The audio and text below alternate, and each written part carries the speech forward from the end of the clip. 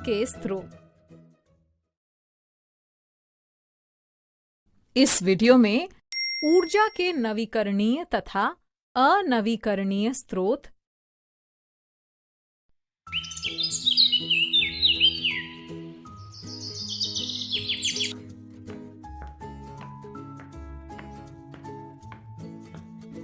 ये दीदी आ गई, दीदी आ गई। नमस्ते दीदी। नमस्ते दीदी। नमस्ते बच्चों। अरे खोजी, आज तो तुम बहुत ही सक्रिय और ऊर्जावान लग रहे हो। आज सुबह क्या खाकर आए हो? दीदी, आज सुबह नाश्ते में मैंने आलू के पराठे खाए थे। वे बहुत ही स्वादिष्ट थे। अच्छा, तो तुम्हारा ईंधन आलू के पराठे हैं। दीदी, ये ईंधन क्या होता है? बच्चों, ईंधन ऊर्जा का मुख्य स्रोत होता है। ईंधन को जलाने पर हमें ऊष्मीय ऊर्जा मिलती है और इस ऊष्मीय ऊर्जा का उपयोग हम विभिन्न कार्यों के लिए करते हैं। या हम कह सकते हैं, ईंधन वो पदार्थ होते हैं जिनसे हमें ऊर्जा प्राप्त होती है। लकड़ी, कोयला, मिट्टी का तेल, पेट्रोल, डीजल, एलपीजी आदि ईंधन के उदाहरण हैं। दीदी, पर मैंने तो आलू के पराठे को जलाया ही नहीं। पर खोजी, क्या तुम बिना खाना खाए ज्यादा दिनों तक काम कर सकते हो? नहीं दीदी। तो फिर हुए ना वो भी ऊर्जा के स्रोत। बच्चों, हम जो भी भोजन खाते हैं वो ऊर्जा का स्रोत ही होता है। भोजन हमारे शारीरिक व मानसिक विकास और कार्य करने के लिए हमें ऊर्जा देता है। इसके अलावा भोजन शरीर में कार्य करने की क्षमता बढ़ाता है और हमारे शरीर का ताप बनाए रखने में सहायक होता है। अच्छा दीदी, मुझे तो पता ही नहीं था। पर दीदी, ये ऊर्जा के स्रोत होते क्या हैं? बच्चों, ऊर्जा के स्रोत का मतलब है वे साधन या वस्तुएं जिनसे हमें ऊर्जा प्राप्त होती है। जैसे हमें भोजन से ऊर्जा मिलती है। ऊर्जा के कौन से स्रोत होते हैं दीदी? खोजी, मुख्य रूप से ऊर्जा के स्रोत दो प्रकार के होते हैं, अनवीकरणीय ऊर्जा स्रोत और नवीकरणीय ऊर्जा स्रोत। दीदी, इनके बारे में और बताइए ना। बच्चों, वे स्रोत जिनके समाप्त हो जाने पर उन्हें पुनः प्राप्त नहीं किया जा सकता है, ऊर्जा के अनवीकरणीय स्रोत या समाप्य स्रोत कहलाते हैं। इन्हें अंग्रेजी में नॉन रिन्यूएबल एनर्जी सोर्सेज भी कहते हैं। ये स्रोत कौन कौन से होते हैं? अरे बताया तो था तुम्हें, याद नहीं? पेट्रोल, डीजल, मिट्टी के तेल और पत्थर के कोयले को बनने में लाखों करोड़ों वर्ष लगते हैं और इनके भंडार भी सीमित हैं। तो हुए ना ये अनवीकरणीय ऊर्जा स्रोतों के उदाहरण। हाँ दीदी, याद आया। और पता है, अगर हम लोग बिना सोचे समझे इनका उपयोग करते रहेंगे तो एक दिन ये समाप्त हो जाएंगे। इसलिए इनका उपयोग बहुत सोच समझकर करना चाहिए। पर दीदी, अगर हम इनका उपयोग नहीं करेंगे तो हमें ऊर्जा कहाँ से मिलेगी? अरे खोजी, हमें ऊर्जा मात्र पेट्रोल, डीजल से थोड़ा ही मिलती है। और भी तो स्रोत हैं ऊर्जा के जो समाप्त नहीं होते। वे कौन से स्रोत होते हैं दीदी? सवाली, ये ऊर्जा के नवीकरणीय स्रोत होते हैं। बच्चों, ऊर्जा के नवीकरणीय स्रोत वे होते हैं जिनकी आपूर्ति प्रकृति में निरंतर होती रहती है, जिस कारण इनका उपयोग बार बार किया जा सकता है। इन्हें पुनः प्राप्त होने वाले स्रोत या रिन्यूएबल एनर्जी सोर्सेज भी कहते हैं। इनके प्रयोग से वातावरण भी कम प्रदूषित होता है और इनसे बहुत अधिक ऊर्जा भी प्राप्त होती है। दीदी, नवीकरणीय स्रोत कौन कौन से होते हैं? बच्चों, वायु, जल, जंतु अपशिष्ट या बायोमास और सौर ऊर्जा नवीकरणीय ऊर्जा स्रोतों के उदाहरण हैं। अच्छा चलो, तो आज तुम्हें ऊर्जा के कुछ नवीकरणीय स्रोतों के बारे में बताती हूँ। बच्चों, बायोगैस ऊर्जा का एक नवीकरणीय स्रोत है। बायोगैस वो क्या होती है दीदी? बच्चों, विभिन्न प्रकार के जैविक अपशिष्ट जैसे जैविक कूड़ा करकट, औद्योगिक कारखानों का कचरा, फसलों आदि के अवशेष, जल, मल मूत्र, गोबर, लकड़ी आदि को बायोमास या जैव मात्रा कहते हैं। इस जैव मात्रा को जलाने पर हमें ऊष्मीय ऊर्जा प्राप्त होती है और ऑक्सीजन की अनुपस्थिति में ये जैव मात्रा अपघटित होकर बायोगैस बनाता है।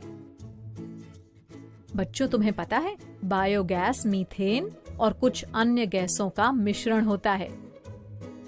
अरे दीदी, ये बायोगैस तो बिल्कुल गोबर गैस जैसी लग रही है। अरे वाह खोजी, बिल्कुल सही कहा तुमने। गोबर गैस को ही तो बायोगैस कहते हैं। और तुम्हें पता है इसका उपयोग खाना पकाने और प्रकाश उत्पन्न करने के लिए किया जाता है। दीदी, क्या ऊर्जा के और भी स्रोत हैं जो समाप्त नहीं होते हैं? हाँ बच्चों, सौर ऊर्जा, वायु ऊर्जा, जल ऊर्जा आदि भी ऊर्जा के नवीकरणीय स्रोत ही तो हैं। वो कैसे दीदी? अच्छा चलो, मैं एक एक करके समझाती हूँ, ठीक? बताओ, सौर कुकर से हम क्या करते हैं? ये तो मुझे पता है दीदी, आपने बताया था। सौर कुकर में हम सूरज की ऊर्जा से खाना बनाते हैं। शाबाश सवाली। बच्चों, सूर्य के प्रकाश एवं ऊष्मा के रूप में हमें जो ऊर्जा प्राप्त होती है उसे ही सौर ऊर्जा कहते हैं और इसका उपयोग हम सौर कुकर और सौर हीटर में खाना बनाने और पानी गर्म करने के लिए करते हैं। अच्छा, तो खोजी ये बताओ, क्या हमें पौधों को खाना देना पड़ता है? नहीं दीदी, पौधे तो अपना भोजन खुद ही बनाते हैं, आप ही ने तो बताया था। बिल्कुल सही खोजी। पेड़ पौधे अपना भोजन स्वयं बनाते हैं और इसके लिए वे सूर्य के प्रकाश से ही तो ऊर्जा प्राप्त करते हैं। और तो और पता है बच्चों, हमारा जल चक्र भी तो सौर ऊर्जा के कारण ही चलता है। अरे हाँ दीदी, सौर ऊर्जा के कारण ही पानी भाप में बदलता है।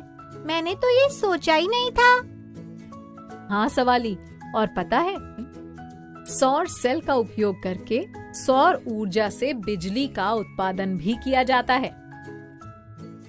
अच्छा, तुम में से किसे पता है कृत्रिम उपग्रह क्या होते हैं? दीदी, आपने बताया तो था पर अभी याद नहीं आ रहा है। कोई बात नहीं बच्चों, मैं फिर से बताती हूँ। हमारे सौर मंडल में 8 ग्रह हैं और उन ग्रहों के चारों ओर भी छोटे छोटे पिंड चक्कर लगाते हैं। इन्हें उपग्रह कहते हैं, जैसे चंद्रमा पृथ्वी का उपग्रह है। बच्चों, चंद्रमा पृथ्वी का प्राकृतिक उपग्रह है, लेकिन कुछ उपग्रह मनुष्यों द्वारा भी बनाए जाते हैं और अंतरिक्ष में भेजे जाते हैं। इन्हें कृत्रिम उपग्रह कहते हैं। और तो और पता है बच्चों, ये कृत्रिम उपग्रह भी सौर सेल का उपयोग करके ही ऊर्जा प्राप्त करते हैं। अच्छा बच्चों, ये बताओ, पवन चक्की किसने देखी है? वो क्या होती है दीदी? मैंने तो बस आटे की चक्की देखी है। बच्चों, पवन चक्की में एक बड़ा सा पंखा होता है जो हवा चलने पर घूमता है। जिन जगहों पर तेज हवाएं चलती हैं, उन जगहों पर पवन चक्कियां लगाई जाती हैं। और जब पवन चक्की की पंखुड़ियां घूमती हैं, तो उनसे जुड़ा टरबाइन भी घूमने लगता है, जिससे बिजली बनाई जाती है। इस प्रकार पवन ऊर्जा से बिजली बनाई जाती है। अरे वाह दीदी, हवा से भी बिजली बनाई जा सकती है, ये तो आज ही पता चला। और बच्चों, तुम्हें पता है पानी से भी बिजली बनाई जा सकती है। हैं? दीदी, पानी से भी बिजली बनाई जा सकती है, वो कैसे? बच्चों, गतिशील यानी बहते हुए जल में भी ऊर्जा होती है। जिन क्षेत्रों में पहाड़ों से नदियां गिरती हैं, वहां बहते हुए जल की ऊर्जा से टरबाइन घुमाकर भी बिजली बनाई जाती है और कहीं कहीं इस ऊर्जा से आटा पीसने वाली पनचक्कियां भी चलाई जाती हैं। इसके अलावा जल की ऊर्जा का उपयोग इमारती लकड़ियों को एक स्थान से दूसरे स्थान तक ले जाने में भी किया जाता है। और पता है, नदी के पानी के बहने से ही बालू भी बनती है। अरे वाह दीदी, आज तो हमें ऊर्जा के स्रोतों के बारे में बहुत सारी बातें पता चल गईं। अच्छा, अब तुम ऊर्जा के स्रोतों के बारे में समझ चुके हो, तो मेरे कुछ प्रश्नों के उत्तर दो। अच्छा, तो बताओ, नवीकरणीय और अनवीकरणीय ऊर्जा स्रोत क्या होते हैं?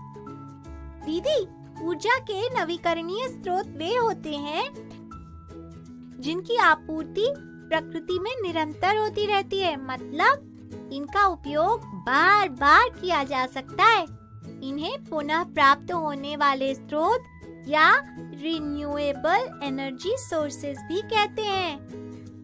दीदी, वे स्रोत जिनके समाप्त हो जाने पर उन्हें पुनः प्राप्त नहीं किया जा सकता है, ऊर्जा के अनवीकरणीय स्रोत या समाप्य स्रोत कहलाते हैं। इन्हें अंग्रेजी में नॉन रिन्यूएबल एनर्जी सोर्सेज भी कहते हैं। अच्छा, अब बताओ, सौर ऊर्जा नवीकरणीय ऊर्जा स्रोत है या अनवीकरणीय ऊर्जा स्रोत? दीदी, सौर ऊर्जा तो हमें सूरज से प्राप्त होती है और इसके समाप्त होने की संभावना भी नहीं है, तो ये ऊर्जा का नवीकरणीय स्रोत होगा, है ना दीदी? बिल्कुल सही सवाली। अब बताओ, पवन चक्की में ऊर्जा का स्रोत क्या है? दीदी, पवन चक्की तो पवन यानी हवा से चलती है, तो इसकी ऊर्जा का स्रोत पवन ऊर्जा है। बिल्कुल सही खोजी। अच्छा बताओ, बायोगैस कैसे बनती है?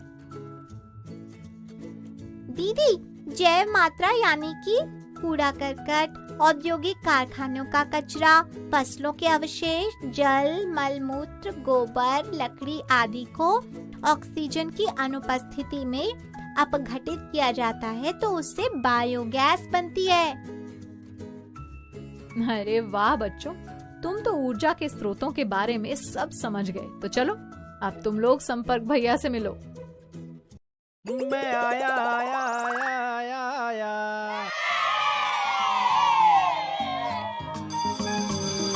ओके बच्चों, बाय बाय बाय। बच्चों, अब मैं जाती हूँ, कल फिर मिलने आती हूँ। इंग्लिश में अब होंगी बातें, मैथ सीखेंगे हंसते गाते। पहेली, किस्से और कहानी सुनना अब तुम मेरी जुबानी। बात पड़ी है सीधी सीधी, मैं हूँ आपकी संपर्क दीदी। संपर्क फाउंडेशन।